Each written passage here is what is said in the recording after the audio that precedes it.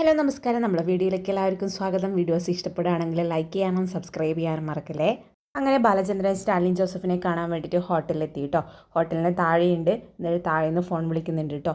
Balachandran phone വിളിച്ചിട്ട് പറയുന്നുണ്ട്, സ്റ്റാലിൻ ഞാൻ താഴെയുണ്ട് എന്ന് പറയാണ്. അന്നേരം സ്റ്റാലിൻ പറയുന്നുണ്ട്, ഞാൻ റിസപ്ഷനിൽ വിളിച്ച് പറഞ്ഞിട്ടുണ്ട്, വന്നോളൂ എന്ന് പറയാണ്. അങ്ങനെ ബാലചന്ദ്രൻ കാറിൽ നിന്ന് ഇറങ്ങിയിട്ട് വരുവാ കേട്ടോ. എന്നിട്ട് ഡോറിന് മുട്ടുന്നുണ്ട്.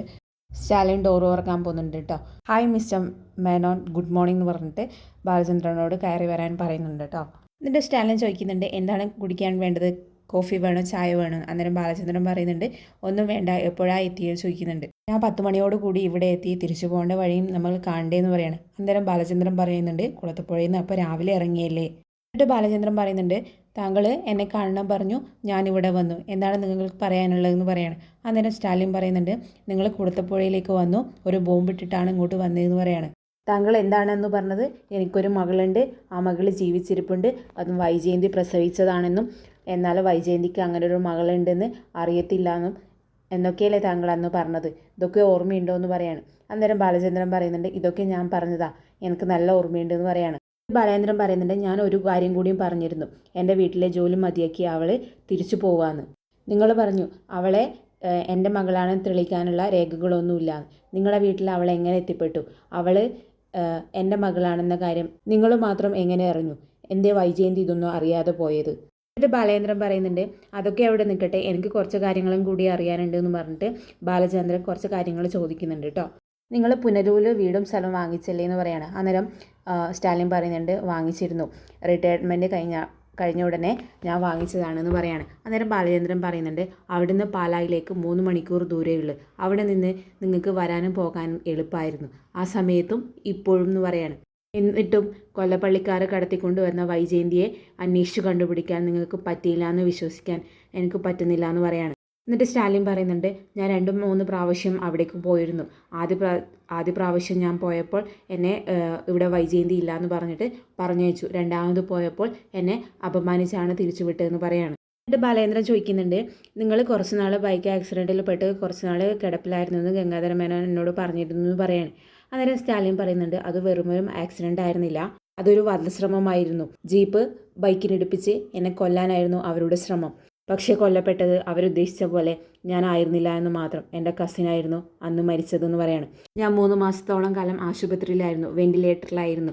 അത് കഴിഞ്ഞ് 3 മാസത്തോളം ആയുർവേദിക് ട്രീറ്റ്മെൻറ്റിലായിരുന്നു, വീട്ടിലിരുന്ന് തന്നെയായിരുന്നു എന്ന് പറയാണ്. എന്നിട്ട് ബാലേന്ദ്രൻ ചോദിക്കുന്നത്, വധശ്രമമാണെങ്കിൽ കേസിന് പോവായിരുന്നില്ലേ എന്ന്. സ്റ്റാലിൻ പറയുന്നത്, കേസ് ഉണ്ടായിരുന്നു, പക്ഷേ ആർക്കെതിരെ ഒരു എവിഡൻസ് ഉണ്ടായിരുന്നില്ല, ആ ജീപ്പുകളെല്ലാം ആക്രിക്കാർക്ക് വിട്ടുകൊടുത്തു, തമിഴ്നാട്ടിലേക്ക് അയച്ചു എന്നൊക്കെയാണ് പിന്നീട് അറിയാൻ സാധിച്ചതെന്ന് പറയാണ്. ഈ ആക്സിഡൻറ്റിന് പിന്നിൽ പ്രവർത്തിച്ചത് ആരാണെന്ന് നിങ്ങൾക്ക് അറിയാമോ എന്ന് ചോദിക്കുകയാണ്. അന്നേരം സ്റ്റാലിൻ പറയുന്നുണ്ട്, ശിവശങ്കര മേനോന് രാജീവ് മേനോനെന്ന് പറയാണ്. അവർക്ക് വേണ്ടതെല്ലാം ശരിയാക്കി കൊടുത്തത് കുഞ്ഞിരാമ മേനോനും. എന്നിട്ട് ബാലേന്ദ്രൻ ചോദിക്കുന്നുണ്ട്, അവർ നേരിട്ടാണോ ഈ ഇത് നടപ്പിലാക്കിയതെന്ന് ചോദിക്കുകയാണ്. അന്നേരം സ്റ്റാലിൻ പറയുന്നുണ്ട്, അല്ല, അവർ കുറേ ഗുണ്ടകളെ അന്നേരം ഇറക്കിയിട്ടുണ്ടായിരുന്നു എന്ന് പറയാണ്. അന്നേരം ബാലേന്ദ്രൻ പറയുന്നുണ്ട്, ഒരു തെളിവുകൾ അവശേഷിക്കാതെ അവരെങ്ങനെ ഇത് നടപ്പിലാക്കി? എന്നെ അന്ന് കൊല്ലാൻ ഉദ്ദേശിച്ചുകൊണ്ട് തന്നെയാണ് അന്ന് ജീപ്പും കൊണ്ട് അവർ വന്നത്. ഞാൻ നേരെ പോകുന്ന സമയത്ത് റോങ് സൈഡ് കയറി വന്നത് അവരാണ്. നമ്മളെ കണ്ണ് അടുപ്പിക്കുന്ന ഒരു ലൈറ്റും കൂടി അഡീഷനായിട്ട് അവരെ ജീപ്പിന് ഉണ്ടായിരുന്നു എന്നും പറഞ്ഞു. പക്ഷേ ഞാനിതൊക്കെ പോലീസിനോട് മൊഴി കൊടുക്കുമ്പോഴത്തേക്കും 3 മാസം കഴിഞ്ഞിരുന്നു എന്ന് പറയാണ്. 23 വർഷങ്ങൾക്ക് മുമ്പ് CCTVകൾ വളരെ കുറവാണ്. എന്നിട്ട് ബാലചന്ദ്രൻ ചോദിക്കുന്നുണ്ട്, അതിനുശേഷം താങ്കൾ അന്വേഷണം നടത്തിയില്ലേ ഹോസ്പിറ്റലിൽ നിന്ന് ഇറങ്ങിയ ശേഷം? അന്നേരം സ്റ്റാലിൻ പറയുന്നുണ്ട്, ഇല്ല, ഞാൻ അതോടുകൂടി അവസാനിച്ചു എന്ന് പറയാണ്. പിന്നെ അത് കഴിഞ്ഞ് 1 വർഷം കഴിഞ്ഞാണ് എൻ്റെ ഫ്രണ്ട് ആൽബി പറഞ്ഞിട്ടാണ് ഞാൻ അറിഞ്ഞത് വൈജയന്തിയുടെ വിവാഹം കഴിച്ചത്. പിന്നെ നിങ്ങളുടെ വിവാഹ ഫോട്ടോവും ന്യൂസ് പേപ്പറിൽ അന്ന് ഉണ്ടായിരുന്നു എന്ന് പറയാണ്. അപ്പോഴേക്കും എൻ്റെ മനസ്സിൽ നിന്ന് അവൾ പോയിരുന്നു. ബാലചന്ദ്രൻ പറയുന്നുണ്ട്, നിങ്ങൾക്ക് ആ സമയത്ത് റിവെഞ്ച് ഒന്നും തോന്നിയില്ലേ? നിങ്ങളൊരാണല്ലേ, ഒന്നുമില്ലെങ്കിൽ ഒരു പട്ടാളക്കാരനല്ലേ എന്ന് പറയാണ്. അന്നേരം സ്റ്റാലിൻ പറയുന്നുണ്ട്, അതുകൊണ്ടൊക്കെ എന്ത് കാര്യം മിസ്റ്റർ മേനോൻ? ഞങ്ങളുടെ വീട്ടുകാർക്ക് അനുകൂലിക്കാൻ പറ്റാത്ത 2 ഫാമിലിയായിരുന്നു ഞങ്ങളുടേത്, 2 മതങ്ങൾ, 2 കൾച്ചർ, ഇതിലൊക്കെ എന്തിരിക്കുന്നു മിസ്റ്റർ മേനോൻ? 23 വർഷത്തിന് ശേഷം എന്തിന് ഞാൻ പ്രതികാരം കൊണ്ട് നടക്കുന്നു? പിന്നെ 1 വർഷം കഴിഞ്ഞ ഉടനെ ഞാനും വിവാഹിതനായി, എൻ്റെ ഡ്യൂട്ടിയെല്ലാം ഞാനും നിർവഹിച്ചിരുന്നു. എന്നിട്ട് സ്റ്റാലിൻ പറയുന്നുണ്ട്, ഒരു ചായ പറയട്ടെ എന്ന് പറയാണ്. അന്നേരം ബാലചന്ദ്രൻ ഒന്നും മിണ്ടാതിരിക്കുന്നുണ്ട് കേട്ടോ. എന്നിട്ട് സ്റ്റാലിൻ പറയുന്നുണ്ട്, എന്നാൽ പറയാമെന്ന് പറഞ്ഞിട്ട് ചായക്ക് പറയുന്നുണ്ട് കേട്ടോ. പിന്നെ കാണിക്കുന്നത് ഗോവർദ്ധനൻ ബാലേന്ദ്രൻ്റെ വീട്ടിലേക്ക് പോകുന്നതാണ് കേട്ടോ. ആ സമയത്ത് ടീന ബാലേന്ദ്രൻ്റെ ബാഗ് എടുത്തിട്ട് പുറത്ത് വരുന്നുണ്ട് കേട്ടോ. എന്നിട്ട് കാർ ഇറങ്ങിയിട്ട് ഗോവർദ്ധൻ അലീനയുടെ അടുത്തേക്ക് എത്തുന്നുണ്ട്. അന്നേരം അലീന ചോദിക്കുന്നുണ്ട്, ഗോവർദ്ധൻ അങ്കിളാണോ? ഞാൻ വിചാരിച്ചു വണ്ടിയുടെ സൗണ്ട് കേട്ടിട്ട് അച്ഛനാണെന്ന്. എന്നിട്ട് ഗോവർദ്ധനൻ ചോദിക്കുന്നുണ്ട്, അപ്പോൾ ബാലേട്ടനില്ലേ ഇവിടെയെന്ന് ചോദിക്കുകയാണ്. ഇത് ബാലേട്ടൻ്റെ ഓഫീസ് ബാഗല്ലേ, ഇത് മറന്നു വെച്ചിട്ട് ബാലേട്ടൻ എങ്ങോട്ട് പോയി എന്ന് പറയാണ്. അലീന ചോദിക്കുന്നുണ്ട്, അങ്കിളിനോട് കടയിലേക്കല്ലേ പോകാൻ പറഞ്ഞതെന്ന് പറയാണ്. അന്നേരം ഗോവർദ്ധനൻ പറയുന്നുണ്ട്, എന്നെ വിളിച്ചിട്ട് വരാൻ പറഞ്ഞു, അപ്പം ഞാൻ വിചാരിച്ച് ഇങ്ങോട്ട് വരാനായിരിക്കും എന്ന് പറയാണ്. അന്നേരം അലീന പറയുന്നുണ്ട്, എന്നാൽ ഞാൻ എന്നാലും അച്ഛനെ വിളിച്ചു നോക്കട്ടെ എന്ന് പറയാണ്. അന്നേരം ഗോവർദ്ധനൻ പറയുന്നുണ്ട്, വേണ്ട ഞാൻ വിളിച്ചോളാം എന്ന് പറയാണ്. അങ്ങനെ ഗോവർദ്ധനും ബാലേന്ദ്രനും വിളിക്കുന്നുണ്ട് കേട്ടോ. എന്നിട്ട് ബാലേന്ദ്രൻ ഫോൺ എടുക്കുന്നുണ്ട്. എന്നിട്ട് ചോദിക്കുന്നുണ്ട്, താൻ ഇവിടെ എത്തിയോ ചോദിക്കുകയാണ്. അന്നേരം ഗോവർദ്ധനം പറയുന്നുണ്ട്, ഞാനിവിടെ കടപ്പാടുണ്ട്, ബാലേട്ടൻ വിളിക്കുമ്പോൾ ഞാൻ വിചാരിച്ചു ഇങ്ങോട്ട് വരാനാണെന്ന് പറയാണ്. അന്നേരം ബാലേന്ദ്രൻ പറയുന്നുണ്ട്, ഞാനിവിടെ സാജു ഹോട്ടലിലുണ്ട്, ഇവിടേക്ക് വാ എന്ന് പറയാണ്. എന്നിട്ട് ഗോവർദ്ധനം പറയുന്നുണ്ട്, ഇവിടെ ബാലേട്ടൻ്റെ ഓഫീസ് ബാഗ് ഉണ്ട്, അതെടുക്കണോ ചോദിക്കുകയാണ്. അന്നേരം ബാലേട്ടൻ പറയുന്നുണ്ട്, അതെനിക്ക് മറന്നുപോയി, താൻ വരുമ്പോൾ ഇങ്ങോട്ട് എടുത്തോ എന്ന് പറയാണ്. പിന്നെ അവിടെ നിന്ന് ആരെങ്കിലും ചോദിച്ചാൽ ക്ലയൻറ്റ് വന്നിട്ടുണ്ട്, അവരെ മീറ്റ് ചെയ്യാൻ വേണ്ടിയിട്ട് ഞാൻ പോയതാണ്, കടയിലാണ് ഉള്ളതെന്ന് പറയാണ്. എന്നിട്ട് അലീന ചോദിക്കുന്നുണ്ട്, അച്ഛനെവിടെ പോയി എന്ന്. അന്നേരം ഗോവർദ്ധനം അറിയാണ്ട് പറയുന്നുണ്ട്, ഹോട്ടലിൽ നിന്ന്.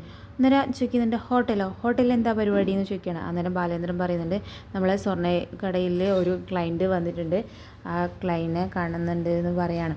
അങ്ങനെ ഒരു വെപ്രാള രൂപത്തിലാണ് കേട്ടോ ഗോവർദ്ധനം.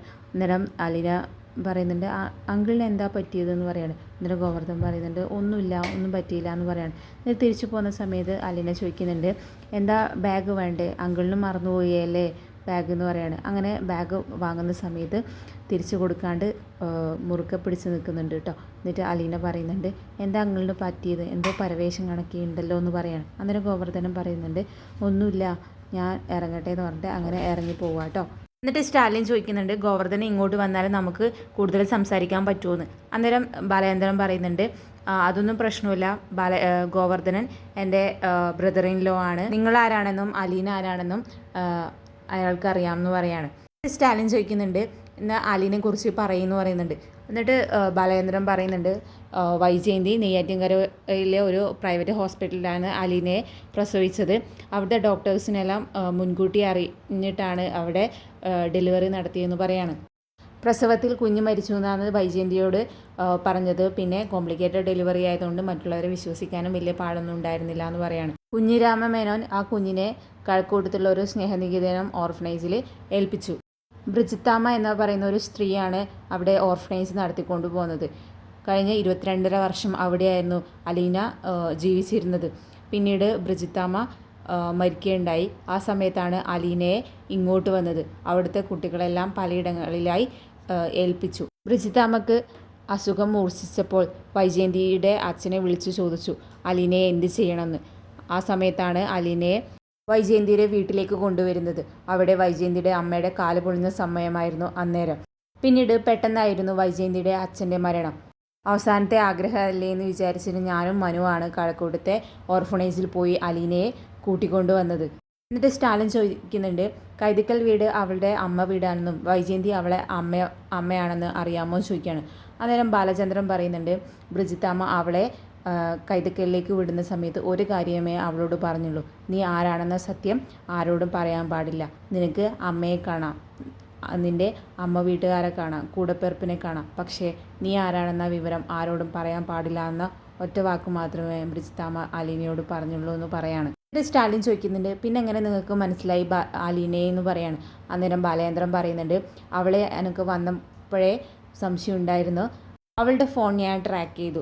അവളുടെ ഒരു ഫ്രണ്ടിനെ എല്ലാ കാര്യങ്ങളും അറിയായിരുന്നു. അവർ തമ്മിലുള്ള സംഭാഷണം ഞാൻ കേൾക്കാനിടയി. അങ്ങനെയാണ് ഞാൻ അറിഞ്ഞത്.